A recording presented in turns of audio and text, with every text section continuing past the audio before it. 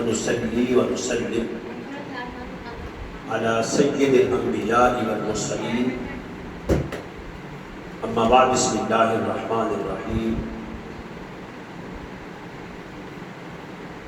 إنا أعطيناك الكوثر صدق الله العظيم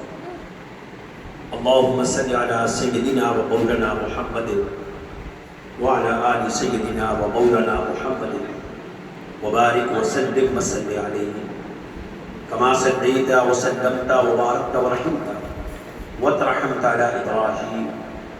وعلى آل إبراهيم إنك حميد مجيد. محترم خواتین و حضرات، السلام علیکم ورحمۃ اللہ وبرکاتہ. رمضان المبارک کا دوسرا عشرہ اور دوسرا جمعہ المبارک اور حسب حالات لاک ڈاؤن کی ہی نوعیت سے ہم گزر رہے ہیں. اگرچہ کچھ حالات کے تحت کوئی پلان منصوبہ بن رہا ہے گورنمنٹ کی طرف سے اور آنے والے دنوں میں کچھ محسوس ہوگا اور معلوم بھی ہوگا، لیکن اس وقت تک جو ہم انٹرنل سطح پر جمعے کی نماز اور بقیہ جو نمازیں ہیں اور تراویح کا جو اہتمام گھروں کے اندر ہے وہ جاری و ساری ہے الحمدللہ تعالیٰ، اور بڑے نظم کے ساتھ اور ضبط کے ساتھ اور بڑے مضبوط اور مربوط انداز سے الحمدللہ تعالیٰ تراویح کا اہتمام اور نماز کا بھی اہتمام اور اسی طرح جمعے کا اہتمام بھی جاری و ساری ہے. اللہ تعالیٰ ہماری اس کاوش کو قبول و منظور فرماتے ہوئے اب سب کا آنا، بیٹھنا، پڑھنا، پڑھانا، سننا، سنانا اپنی بارگاہ احدیت اور سمدیت میں قبول فرماتے ہوئے سرکار دو عالم صلی اللہ علیہ وسلم کی شفاعت آپ سب کو نصیب فرمائے. ابھی میں نے مختصر سی ایک سورۃ الکوثر کی ایک آیت پڑھی ہے. یہ آیت بڑی جامع اور معنی ہے. آپ ہر روز یہ سورۃ الکوثر پڑھتے ہیں اور قرآن کی بہت مختصر ترین یہ سورت ہے. سورۃ الاحد کے بعد یعنی قل هو اللہ کے بعد سب سے چھوٹی سورت جو ہے وہ سورۃ الکوثر ہے. اس کی ایک آیت میں نے صرف آپ کے سامنے پیش کی. اللہ جل مجدہ نے خود مخاطب کر کے فرمایا انا اعطینا، ہم نے آپ کو عطا کیا، ہم نے آپ کو دیا. کیا دیا؟ خیر کثیر. خیر کثیر لفظ جو ہے یہ حضور کی امت پر بھی دلالت کرتا ہے اور حضور علیہ السلام کی فضیلت پر بھی دلالت کرتا ہے.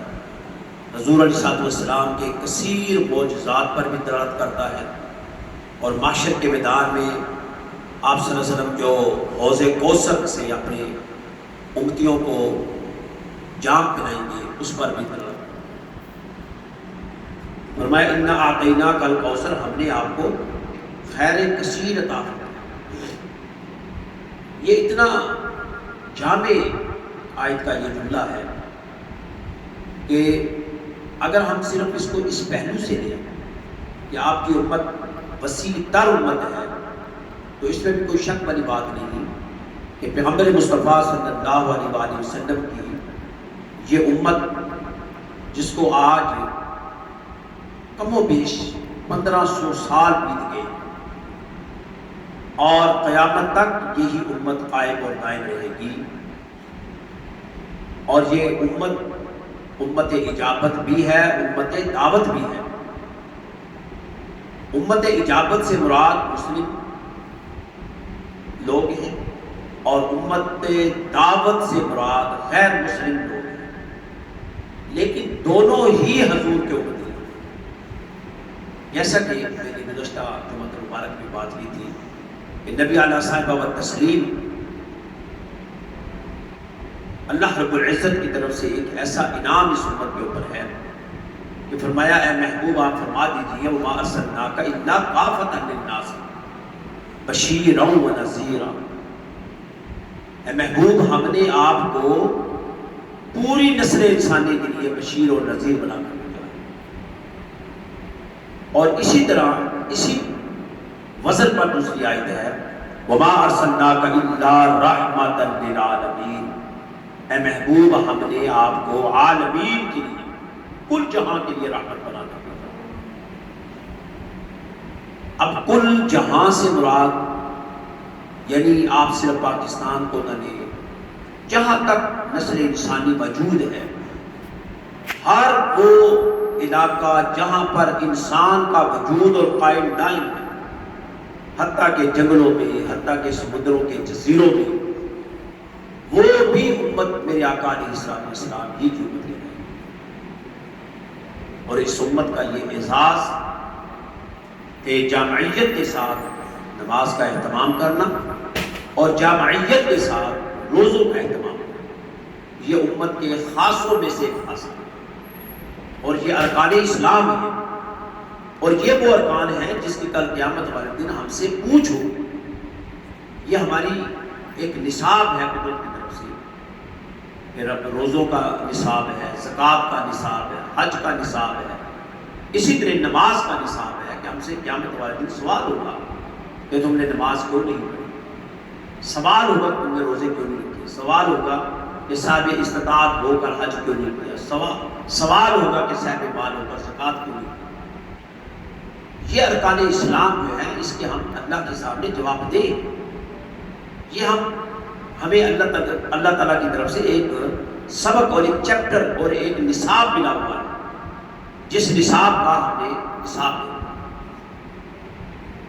اور اس میں بھی کوئی شک والی بات نہیں ہے کہ رمضان المبارک کے روزے سال میں ایک مرتبہ آتے ہیں، لیکن ان روزوں کے اندر جو حکم دیا گیا ہے وہ یہ ہے کہ ایام معدودات، یہ گنتی کے دن ہیں، اور ان گنتی کے دنوں کو آپ ضائع نہ کر بیٹھیں، اور بلکہ ایک پوری ترتیب بتانے کے بعد فرمایا وَأَن تَصُومُوا خَيْرٌ لَكُمْ، تم مریض ہو، مسافر ہو، کسی تکلیف میں ہو، کسی اذیت میں ہو، لیکن اگر تم روزہ رکھ لو تو یہ تمہارے حق میں بہتر ہے۔ وَأَن تَصُومُوا خَيْرٌ لَكُمْ إِن كُنتُمْ تَعْلَمُونَ، اگر یہ بات تمہارے پلے پڑ جائے، سمجھ میں آ جائے، تو روزہ رکھنا تمہارے حق میں بہتر ہے۔ روزے سے انسان کی ٹیوننگ ہوتی ہے، روح کی ٹیوننگ ہوتی ہے، روزے سے باڈی کی ٹیوننگ ہوتی ہے، جسم کی ٹیوننگ ہوتی ہے۔ اس لیے یہ اللہ رب العزت کی طرف سے خاص ہمیں اعزاز ملا ہے رمضان المبارک کے روزوں کا، اور اس میں مرد اور عورت، جس کی طرف میں آپ کی بار بار توجہ دلا رہا ہوں کہ اس میں مرد اور عورت دونوں ہی مکلف ہیں، دونوں کی ذمہ داری ہے، ارکان اسلام دونوں پر فرض کا درجہ رکھتا ہے۔ یعنی اگر کسی وجہ سے ہماری بہنیں جو ہیں وہ روزہ ان کا نہیں رہتا تو دیگر ایام میں وہ روزے مکمل کریں، اور اگر وہ دیگر ایام میں روزے مکمل کریں گے تو ان کو اجر رمضان المبارک ہی کا اجر ملے گا، کیونکہ عذر کی وجہ سے انہیں چھوڑا، اور وہ عذر جو فطری عذر ہے، اور وہ عذر جس کے متعلق اللہ رب العزت نے خود ریلیکسیشن دی ہے۔ تو اس عذر کے تحت اگر آپ روزہ مؤخر کرتے ہیں تو اس کو دیگر دنوں میں مکمل کریں، دیگر دنوں میں اس کا اہتمام کریں۔ تو یہ جو ساری امت ہے جو کہ اس وقت عبادت کی طرف بڑھ رہی ہے، اور عبادت کی طرف جا رہی ہے، اور مذہب کی طرف بڑھ رہی ہے، اور مذہب کی طرف جا رہی ہے، یہ حضور علیہ السلام کا اعزاز ہے۔ یہ وہ امت ہے جو کہ خیر کثیر کراتی ہے، خیر امت ہے، کنتم خیر امت اخرجت للناس تأمرون بالمعروف وتنہون عن المنکر، تم ایک ایسی امت ہو جو انسانوں میں سے منتخب کی گئی، جس کا کام نیکی کا حکم دینا ہے، جس کا کام برائی سے منع کرنا ہے۔ اس امت کا یہ کام ہے لوگوں کو ترغیب دینا نماز کے لیے،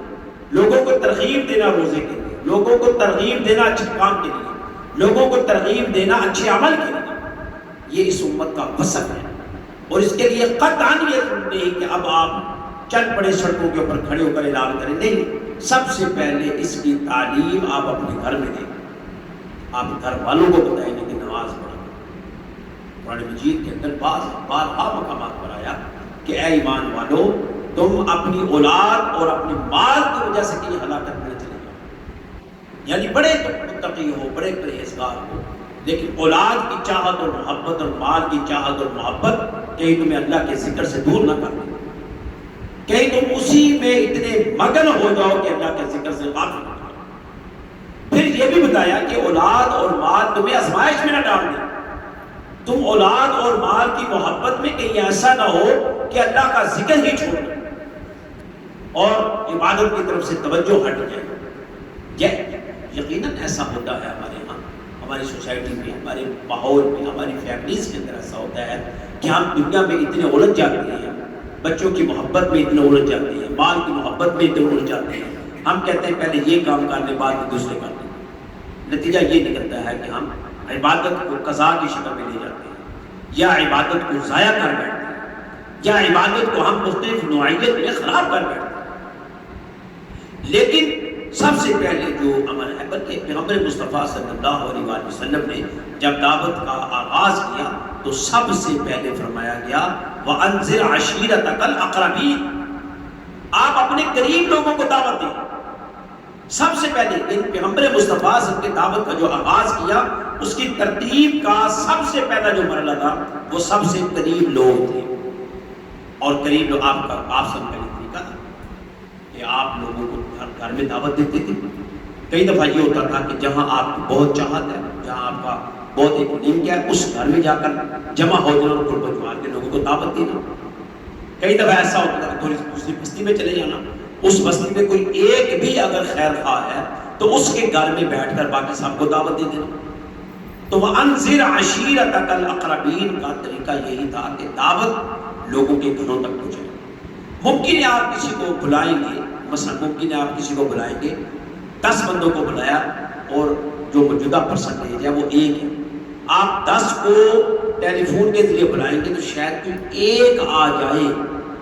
لیکن اگر آپ خود چل کر 1 چلا جائے دعوت دینے کے لیے تو وہ 10 کے 10 تک آپ کی آواز پہنچ جائے۔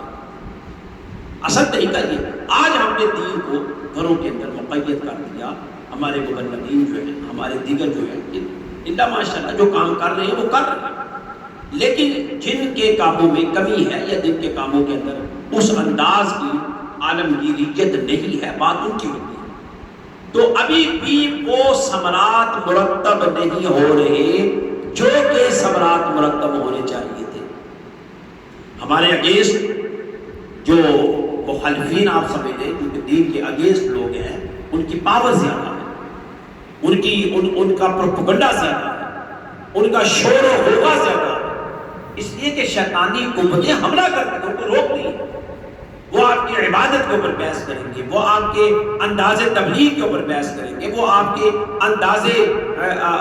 جو آپ کا طریقہ کار ہوگا پڑھنے پڑھانے کا، اس کے اوپر وہ آپ کو پن پوائنٹ کریں گے، آپ کے اوپر کوشچن ماریں گے، کوشچن مارک کریں گے کہ یہ صحیح ہے، یہ صحیح نہیں، آپ الجھ جائیں گے اور اسی الجھاؤ میں بات خراب ہوگی۔ حالانکہ یہ بڑا شارٹ نکتہ ہے کہ آپ کام کر رہے ہیں، بس آپ کہیں گے ہم نے اللہ اس کے رسول کا کام کرنا، ہمیں اس کے اوپر کوئی بحث نہیں کرنا۔ یہ اسی طرح جس طرح آپ مارکیٹ کے اندر کوئی چیز لینے جاتی ہیں تو آپ کو جب کوئی ایک چیز پسند آ جاتی ہے تو آپ باقی سب چیزیں بھول جاتی ہیں، اور جب پسند آتی ہے تو اس وقت آپ اپنی جیب کو نہیں دیکھتے، آپ اپنی پسندیدگی کو دیکھتے ہیں۔ تو کیا دین اتنا ہی ناپسندیدہ ہے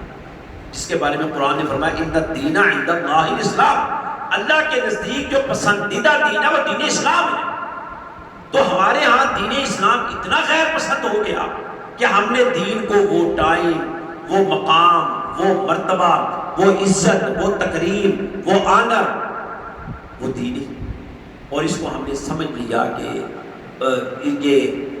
ایک یتیموں کا دین ہے، مسکینوں کا دین ہے، غرباء کا دین ہے۔ نہیں، بلکہ اس کو، اس دین کا، یہ دین ایسا دین ہے جو کہ رنگ لاتا ہے ہر ایک، یہ بندے کو ایک عزت اور مقام اس کا دوبارہ کر دیتا ہے، اور اس عزت اور مقام کی نوعیت میں انسان دن بدن ترقی کی طرف بڑھ جاتا ہے۔ تو آپ بتائیے گا کہ جب آپ اس دین کے ساتھ وفا کریں گے تو کل محشر کے میدان میں اللہ کے رسول صلی اللہ علیہ وسلم کو جو یہ آیت کے ذریعے فرمایا گیا کہ آپ کو خیر کثیر دی گئی، تو آپ فخر نہیں کریں گے کہ یہ وہ امت ہے جن کا میرا اور ان کے درمیان فاصلہ 1500 سال کا تھا، لیکن 1500 سال کے فاصلے کے باوجود انہوں نے مجھ سے محبت کی ایسے کہ جیسے مجھے دیکھ رہی ہے، انہوں نے میرے پیغام کو ایسے پہنچایا جیسے ہر وقت مجھ سے پیغام لے کر آگے بڑھ رہے ہیں، یہ میرے اوپر، یہ میرے دین کے اوپر اس طرح خرچ کر رہے ہیں جیسا کہ ابھی میں نے ان کو حکم دیا، یہ میرے لیے اس طرح تڑپ رہے ہیں جیسے مجھے ابھی انہوں نے دیکھا، یہ میرے لیے آنسو بہاتے ہیں، یہ میرے لیے جھکتے ہیں میری خاطر، میری رضا کی خاطر، میری خوشنودی کی خاطر، تو کتنا اس وقت فخر ہوگا، اور آپ کو ڈھونڈا جائے گا کون لوگ تھے جو اس نوعیت میں پورے ہوئے۔ خیر کثیر کا مطلب یہ مت سمجھے کہ آپ صلی اللہ علیہ وسلم، وہ تو ہے ہی ہے کہ حضور علیہ السلام کے انعامات میں دن بدن اضافہ ہی ہے، اور قیامت تک کہ کل تک 100 لوگ تھے، پھر 1000، پھر لاکھ، پھر کروڑ، آج شرق و غرب تک اذانیں گونج رہی ہیں، آج شرق و غرب تک نمازوں کا اہتمام ہو رہا ہے، جہاں پر برائی نے شور ڈالا ہوا ہے وہاں نیکی کا کام اور اچھائی کا کام، اس نے بھی ایک آواز نکال کر پوری دنیا تک پیغام پہنچا دیا۔ تو اس لیے ہمیں فخر ہونا چاہیے، ہمارے لیے اعزاز ہے اس وقت پوری دنیا کے اندر۔ آخری بات کر کے میں بات ختم کروں گا، اس وقت پوری دنیا کے پاس کسی کے پاس اتنا بہترین ڈسپلن روزے کا نہیں جتنا بہترین ڈسپلن اس امت مسلمہ کے پاس۔ آپ کا ساری کا اہتمام، اس کے ساتھ نماز، آپ کا افطاری کا اہتمام، اس کے ساتھ نماز، آپ ساری کھائیں تب ثواب، کھلائیں تب ثواب، آپ افطاری خود کریں تب ثواب، آپ دوسروں کو کرائیں تب ثواب، آپ سحری اور افطاری بنانا شروع کر دیں اس کا ثواب، آپ بھاگ بھاگ کر لاتے ہیں اکٹھا کرتے ہیں تب ثواب۔ یعنی آپ یہ جج کریں کہ اگر کہ دنیا کے معاملات میں کھانا آپ نے ہے، اللہ نے نہیں کھانا، اس کے رسول نے نہیں کھانا، کھلانا آپ نے، آپ کے دوستوں نے کھانا، آپ کے تعلق والوں نے کھانا، اللہ اس کے رسول نے نہیں کھانا، لیکن کھا خود رہی ہیں، کھلا اپنوں کو رہی ہیں، اور اللہ کی ذات، اللہ کی بارگاہ میں آپ کے درجات بلند ہوں، چاہے سحری میں، چاہے افطاری، چاہے خشک راشن ہے، چاہے پکا کر کھلاتے ہیں، چاہے آپ ایک کھجور کسی کو دیتے ہیں کہ لے لو اس سے افطاری کر لو، اس کا کتنا کرنا۔ آپ سے فرمایا اتقوا النار ولو بشق تمرہ، اپنے آپ کو آگ سے بچاؤ اگرچہ ایک کھجور کی گٹلی ہی تقسیم کیوں نہ کر دو، اپنے آپ کو بچاؤ۔ یعنی اس کا مطلب یہ ہے کہ اللہ رب العزت اس کھجور کی گٹلی کے بدلے بھی ہمیں آگ کے عذاب سے نجات دے گا، لیکن بشرط، پھر وہی بات، بشرط یہ ہے کہ اس میں اخلاص ہو، الہیت ہو، دنیاوی مقصد ہو، اس میں دینی مقصد ہو، اس میں اللہ کی رضا ہو، اس میں یہ ہو کہ میں صرف رسول کریم صلی اللہ علیہ وسلم کی خوشنودی کی خاطر اور اپنے رب کی رضا کی خاطر یہ عمل کرتا ہوں۔ اس امید کے ساتھ کہ یقیناً اس جمعۃ المبارک کے اور اس دوسرے عشرے میں آپ نے استغفار کا معمول شروع کیا ہوگا، اور سحری اور افطاری کے جو بھی اہتمام جس انداز سے ہے اس کو قانون کو بھی ملحوظ خاطر رکھتے ہوئے آپ خوشک کی شکل میں کھلا رہے ہیں، ویسے افطاری کروا رہے ہیں، ویسے پیکنگ کر کے کسی کو دے رہے ہیں، ہر دو چند صورتوں میں ثواب ہی ثواب ہے، اور ہر دو چند صورتوں میں پیغمبر مصطفیٰ صلی اللہ علیہ وسلم کی امت کا یہ اعزاز۔ اللہ تعالیٰ سے دعا ہے کہ اللہ پاک سمجھنے کی توفیق عطا فرمائے، آمین۔ وآخر دعوانا ان الحمد للہ رب العالمین۔ السلام علیکم ورحمۃ اللہ وبرکاتہ۔